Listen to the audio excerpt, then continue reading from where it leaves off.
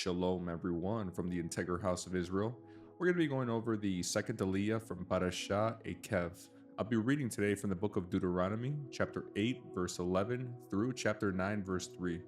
And I'll also be reading from the book of Isaiah, chapter 51, verse 1 through 3, as well as from the book of Matthew, chapter 4, verse 1 through 11. But that is a time to be careful. Beware that in your plenty you do not forget the Lord your God and disobey his commands, regulations, and decrees that I am giving you today. For when you have become full and prosperous and have built fine homes to live in, and when your flocks and herds have become very large, and your silver and gold have multiplied along with everything else, be careful. Do not become proud at the time and forget the Lord your God, who rescued you from slavery in the land of Egypt. Do not forget that he led you through the great and terrifying wilderness with its poisonous snakes and scorpions, where it was so hot and dry. He gave you water from the rock. He fed you with manna in the wilderness, a food unknown to your ancestors. He did this to humble you and test you for your own good. He did all this so you would never say to yourself, I have achieved this wealth with my own strength and energy. Remember the Lord your God. He is the one who gives you power to be successful in order to fulfill the covenant he confirmed to your ancestors with an oath. But I assure you of this, if you ever forget the Lord your God and follow other gods, worshiping and bowing down to them, you will certainly be destroyed, just as the Lord has destroyed other nations in your path. You also will be destroyed if you refuse to obey the Lord your God. Listen, O Israel, today you are about to cross the Jordan River to take over the land belonging to nations much greater and more powerful than you. They live in cities with walls that reach to the sky.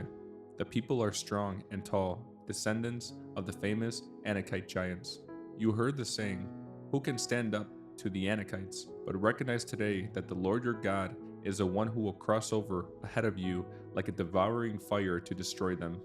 He will subdue them so that you will quickly conquer them and drive them out, just as the Lord has promised.